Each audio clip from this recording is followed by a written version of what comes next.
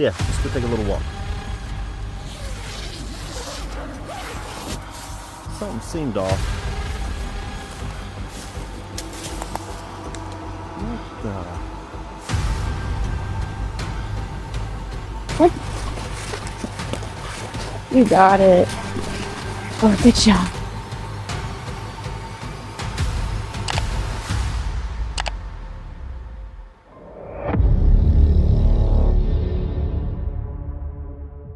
Not every dangerous encounter comes from wild animals or harsh weather. Sometimes it begins with being noticed. A solo traveler realizes a stranger keeps circling her campsite instead of leaving. In another case, a van door handle is quietly tested at 2:30 in the morning by someone who never shows their face. When a place feels watched instead of empty, how long would you stay before trusting that something is wrong? The opening video this evening is from Bella Clark, an outdoor content creator in the US who focuses on solo hiking, winter camping, and off-grid travel. On December 22nd, 2025 in rural Virginia. Very bumpy road. More private property. Ooh, a big bird. Oh, there's a bald eagle. You're definitely not gonna be able to see it on the camera, but I promise there was one. Big puddle. Oh, I don't know if you can see that, but there is a Confederate flag on that tree. Feels so safe here. Okay, the person on the app that I don't trust already was lying. I've not seen a single campsite, so, you know, there's that. But look for the silver lining. Freaking crossing, and this one's like frozen over, kind of. I'm gonna have to do all of this again when I turn around, by the way. Oh, God. Okay, and a huge mud puddle up here, of course. If I knew for a fact that there were campsites up ahead, you know, but just the fact that I don't know where I'm going and I don't know if there are any campsites, it's just like, what if I'm doing this for literally no reason? Well, would you believe it? Another little creek crossing. This road keeps going for a while though, so I'm hoping it just turns in to dispersed camping areas. Another creek crossing, by the way. So, let's knock this out real quick. She reaches a trailhead later than planned and starts searching for a primitive campsite before dark, only to realize there may be nowhere ahead to stop or safely turn around. Using an off-road navigation app, she follows narrow snow-covered back roads lined with private property signs. Stream crossings, mud, and uneven rock slow her progress, raising doubts about vehicle safety and whether a campsite can truly be reached. Oh my God. Well, that did not sound good, did it? There's a really big rock in the stream that I did not see. And I don't see anything leaking or dangling. Okay. I'm getting a little frustrated, I'm not gonna lie. That was not fun. I think this is my sign to turn around. Tension builds when her vehicle strikes a hidden rock during a crossing, scraping the underside. After checking and finding no clear damage, the moment shows how fast winter conditions and unfamiliar ground become risky. That was quite humbling, I'm not gonna lie. Change of plans. No camping tonight, unfortunately. I just can't find anywhere. If anybody knows any primitive campsites, please let me know, because I don't know why these aren't more accessible. Repeated failed attempts to find a campsite combined with fading light turned frustration into caution, leading her to cancel the overnight plan. Come on, gotcha. Good job. Man, that sun's starting to go down and it is getting cold. Wow, it's so pretty though.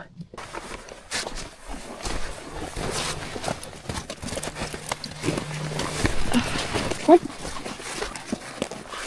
You got it. Oh, good job. What? Good job. Okay, this was the first part. I had to carry her up, but I think she's a little more confident going down. You know, she could easily just fall right down there, and that wouldn't be good. Let's jump down right here. Just right here. It's right here. Yeah. Wow, good job. Look at you. Wow. The hike becomes the main challenge as she moves through steep rocky sections while carrying her small dog with snow ice and loose stones, creating constant slip hazards. Quiet. It's getting dark. It's a little spooky. Better get back to the car. We have about 1.7 miles left. And Rixie's booty, and it's just not holding, and they keep, that one specifically, just keep falling off.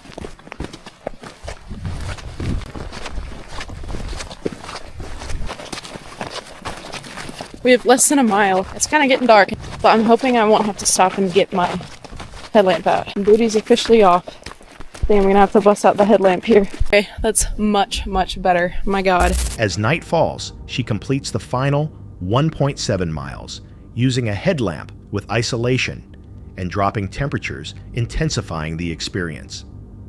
Back at the car, she warms up and reflects on the trip, stressing the need to confirm campsite access before winter travel. The experience shows how reliance on apps, seasonal limits, and private land can quickly change plans. And in a silent forest, with no signal and distant movement, the question remains, would you stay or leave without looking back? The following disturbing clip comes from Wanderlust Diana, a raw, nomadic lifestyle creator who records solo car living throughout the United States. On December 12, 2025, near Las Vegas, Nevada, she stops alone at a scenic spot and begins arranging her SUV for the night, unaware that someone nearby is tracking her movements. This guy just came up to me. He's over there. I think this is his regular spot. So he's asking me, like, if I wanted any illegal substance, like crystals and stuff like that. So I'm like, no, man, I do this kind of stuff. And yeah, so he was here talking. So he heard, so I said, yeah, I'm from Jamaica.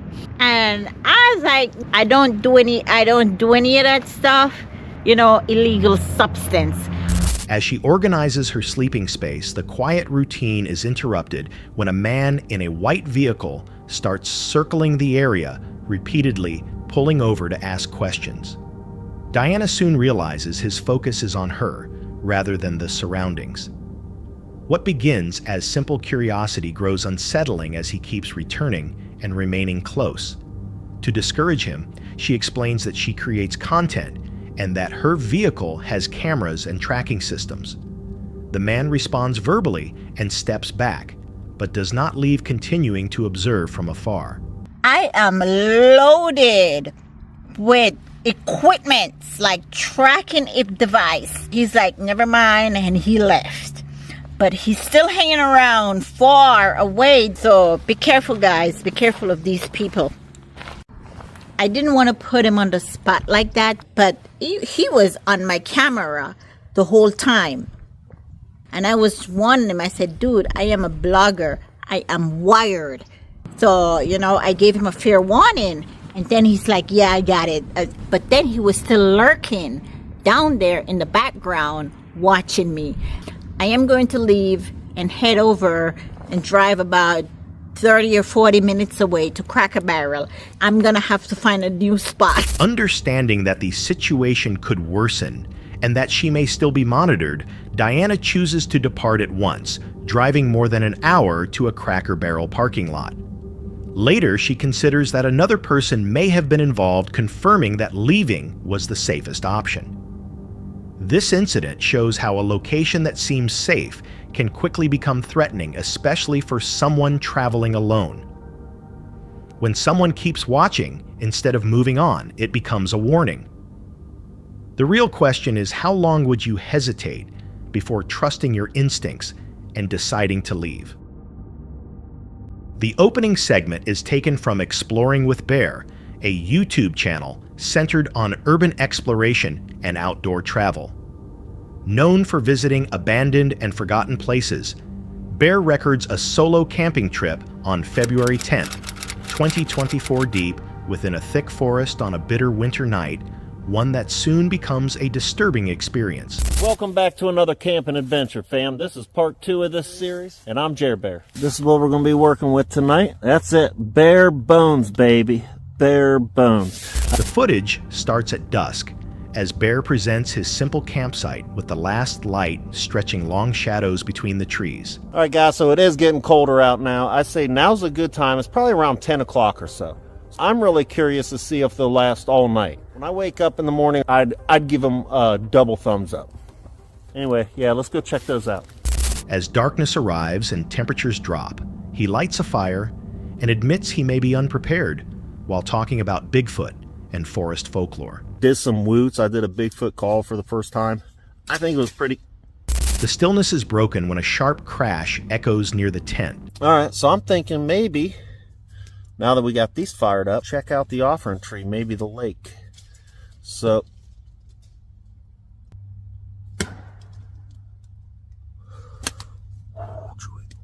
Followed by another strange sound.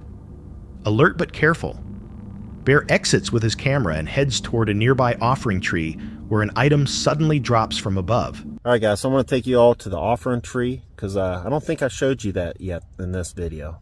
So yeah, let's go take a little walk. I could use a better flashlight too. I gotta say, this flashlight is not very impressive. Offering tree, let me try to get this light a little better too. There we go. That's more better. Something seemed off. What the heck was that? That sucker came flying in. That just fall from up there? Like that was... I don't know what that was. What the... What is that noise coming from the lake? So yeah, in part one... Did you guys hear that? That was a big frickin' bang by camp. The woods is becoming alive. Keep your eyes open though, guys, because these woods are frickin' scary. I've sworn I've seen things in them. Even with odd noises coming from farther away, he presses on before finally going back to the tent. The woods fall silent and he attempts to sleep.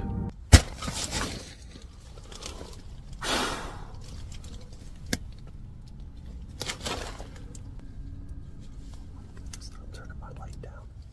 There's more than one. More than one. Crap, wrong way. It's throwing stuff at the tent.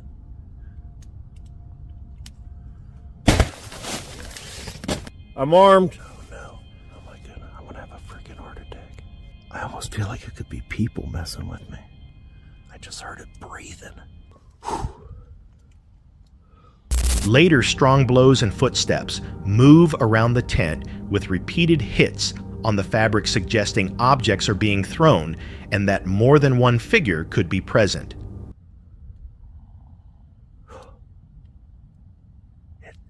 I can hear it.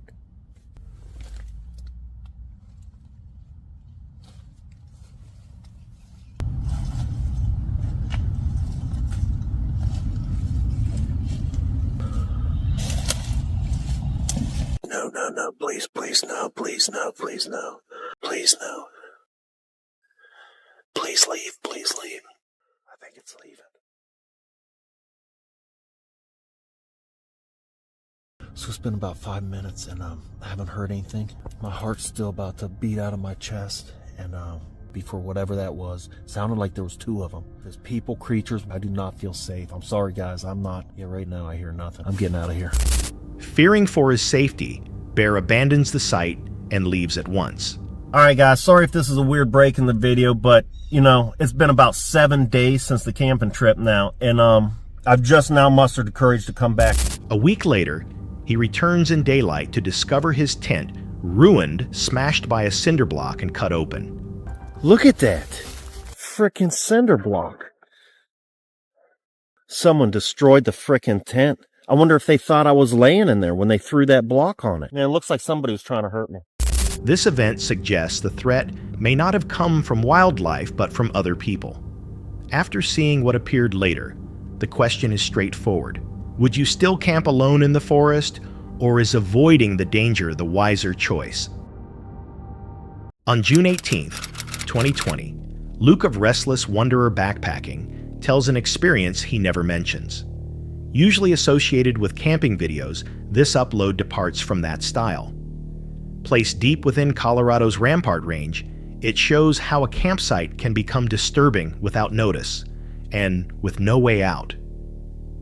Luke describes resting with his family at a campsite when engines suddenly cut through the dark at 4 a.m. Any sense of safety disappeared at once. That four-wheeler comes all the way back up, and it stops right next to our tent. All we hear from outside is, F this, mother F this, I'll fight every F'er out here, that. Angry, drunk yelling from right outside of our tent. So my wife and I kind of get up and we're listening to what's going on. Come on. We are in National Forest, no cell service, just us. And then the gal starts yelling at my wife, F you, F this. And my wife says, hey, you need to move back. You need to move back, bitch. So my wife was a D1 athlete. She's in good shape. She's very strong. I would have no chance with her. So I looked at the guy and I said, I don't want them throwing down, man. At which point he said, you want some too? And he threw his fist like really high up like this. Like I said, you don't want them to throw down and I'm a lot older. So at this point, I'm just trying to de-escalate the situation. I have him in my car, but I got nothing here to help. I apologize. Get mad and they kind of come together and start yelling at each other and walking off into the forest. So guys, at this point, they're walking through the forest. Can't really hear them anymore. I go back in the tent and I'm telling my wife and kids, maybe I should give them a ride. I could give them a ride 2 miles, Shane, and they'll be done.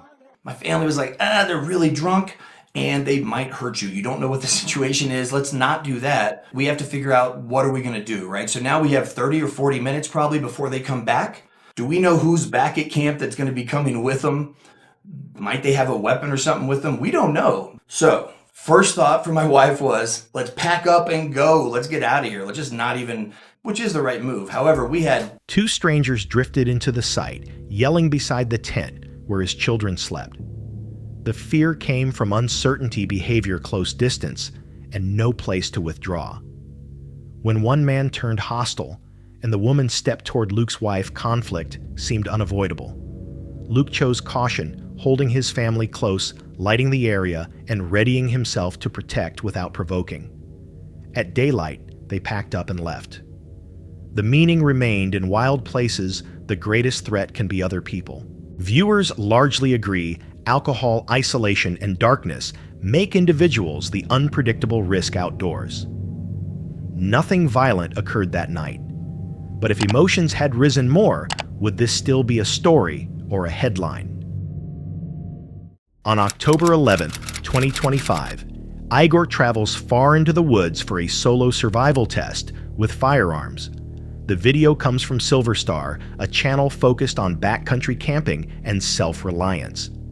The setting seems calm, but the arrangement feels guarded, as if the night ahead requires alertness rather than rest. Igor commits fully to the cave, strengthening its entrance with limbs and placing his camp within solid rock. He isn't settling in, he's fortifying. The tight space restricts movement, forming the uneasy sense that this shelter is meant to be held, not enjoyed. As darkness drops, he completes his meal beside the fire. The light gives warmth, but also seems exposed like a signal in an otherwise quiet forest.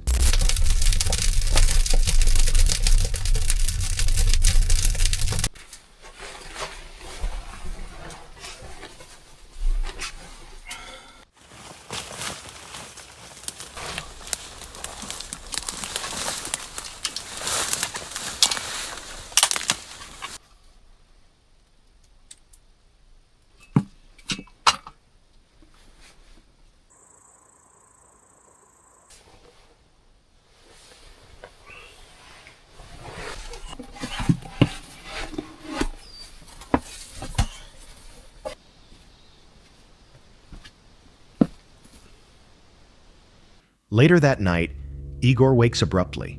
He grips his rifle and listens, standing still at the cave's opening. Nothing is visible, only darkness and the chance of something unseen nearby. Eventually, he forces himself back to sleep. Morning arrives without incident. Yet the tension remains because nothing happened, and that is what made the night disturbing. Viewers note the planning felt aimed at unseen dangers, suggesting fear of people or wildlife without proving either. If the forest stayed silent all night, what persuaded Igor to prepare as if it wouldn't?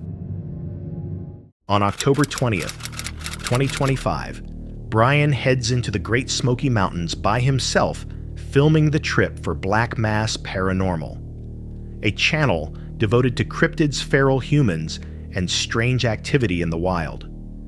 There is no dramatic lead-up, only a quiet ride into land, where old stories seem unwilling to disappear.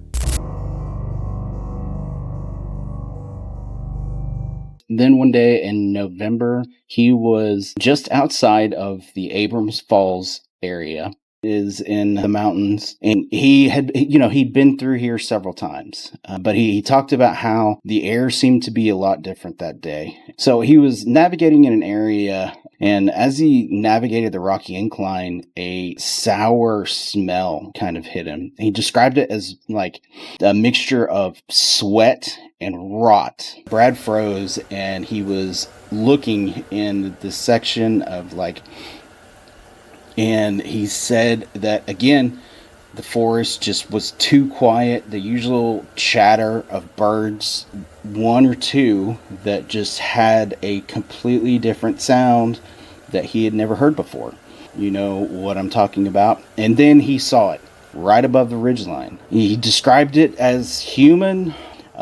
Its face and its jawline were distorted. He described its eyes were like hollow. Feral people. He was wearing what he thought was some sort of hide. Brad was totally freaked out. A hunting knife. While he wasn't sure if it was somebody, he just decided that he was going to scream, "Hey!"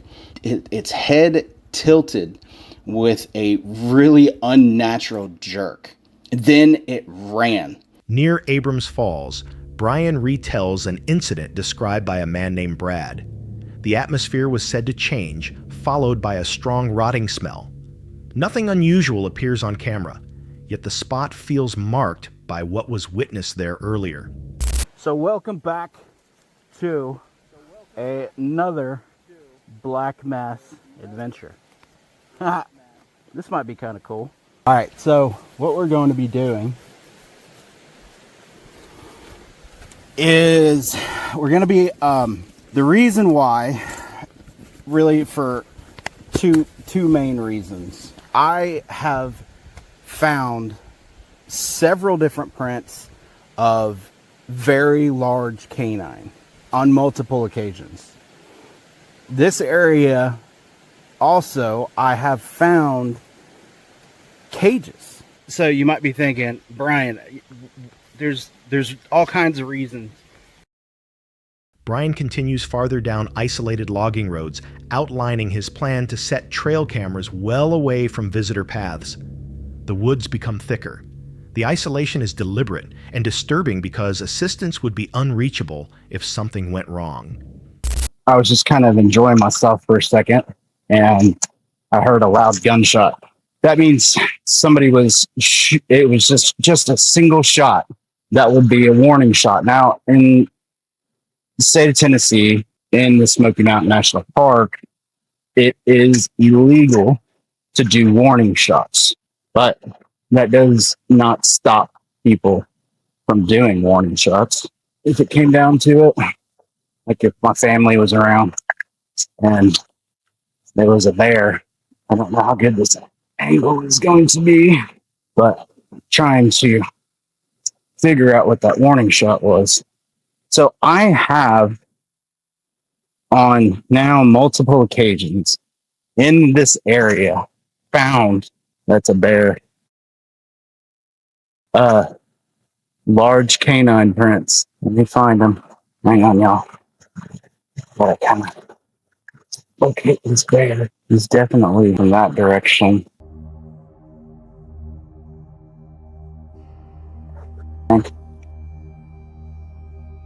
Yeah. A single gunshot suddenly rings through the trees. Hunting is forbidden here. Soon after, Brian finds large tracks that resemble those of a canine. The unease comes from contradiction sounds and evidence that should not exist inside a protected park. Now, the Sasquatch is also pretty active in this area. After that last video, where I heard the footsteps.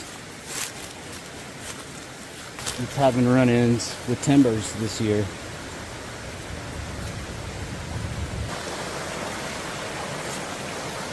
Because I want to set up a trail cam, and just so you all know, my RF detector is like, and I don't really have that feeling of being watched either. I'm going to come out tonight because there is this gravel road. It is a good area for the feral people to kind of come down. Oh, weird. And this just jumped. That might have been me with the phone though. Obviously there's no cell service up here, but it's still an electronic device. I'm looking for areas where things may have. Near land connected to Native American territory, Brian repeatedly hears movement circling around him. His devices show nothing. The noises persist regardless. Viewers are divided: feral people, dogman, or something unknown. But if nothing was there, why do the footsteps fade only when he stops? On January 28, 2022, van life travelers Rachel and Tommy, a YouTube channel, focused on off-grid journeys, distant campsites, and living on the road set up at a secluded mountain forest camp far from town where phone signal is weak and the night feels strangely heavy. Tommy makes one point clear: this is not a paranormal channel. We've been out here a couple of nights. Been very quiet, very normal feeling. And since everyone's left except us, and I don't know how to explain that, it has felt more, obviously we're not a paranormal channel. We're not a spooky crap channel. It's just not what we do. We're van life. I don't know what I heard. It almost sounded like I don't want to say a roar, because then people are going to start thinking what I'm thinking. But it was almost like best description I have of it is, it sounded like, and don't laugh when I say this, the T-Rex in Jurassic Park. I've been wrong before, but I just don't feel like there's going to be any T-Rexes or velociraptors out here. I would think, maybe it's one of those flat, like a jet boat. There aren't really no mountain lions here. There are bobcats, but I don't know that they do where I heard the sound was back down this way. So we'll walk down here and see what's going on. But after the other campers leave the woods, no longer feel empty. They feel aware. Strange details begin to add up. The forest that should seem calm suddenly grows uneasy with unfamiliar noises. Can y'all hear this? Can you hear this? Yeah, I do not know what that, I don't know what that was. So we've been sitting here for about 45 minutes. I don't know, 40 minutes. Rachel, she wouldn't know if she could hear something, so we've been sitting here, except the wind is down. Have you heard anything? Maybe so. So when we sit in the van at night and it's chilly, homeboy just says, "No, I'm out." Sits under the heater and just chills. I don't blame him though, because it can get chilly in here. Their dog Badger behaves differently, fixing his attention on the darkness. Far off, the cries of wild animals only deepen the tension, turning rest into a privilege. Can y'all hear well, they are getting it, aren't they? Yeah. Oh, it's showing up. They're close. Yeah, let me open this. Why'd they stop all of a sudden? It's like 2:30 now. Woke up, I felt the van move, heard somebody try to open the door, and started moving around. I heard some steps, and I heard a vehicle take off from up over here. And I got outside, and I could hear the steps, or I could hear the vehicle. I could hear the tires rolling on gravel, and they went up this way and then made a left, and I could see tail lights, and they sat there for a minute. I can deal with a lot of stuff, animals trying to get in the van, but we're out here a long ways away from anybody, and somebody trying to get in the van when it's obviously somebody's camping here. We're camping. And you have somebody just come and brazenly try to get in. I'm going to wait here just for a minute. I'm standing outside. Going to be quiet now. Yeah, we're out of here. Then at 2:30 a.m., they are startled awake by the most disturbing sound of all. Someone trying the van's door handle. The instant they respond, the figure runs off into the night. The noises could have ordinary causes, cats, coyotes, shifting echoes, but the silence and Badger's focus point to a real presence. The handle test suggests human purpose. If a place feels wrong, do you follow your instincts? Or remain until you understand why? That's it for tonight. Which moment creeped you out the most? Drop it in the comments. Have your own story? Share it with us, and stay tuned. The next one is even darker.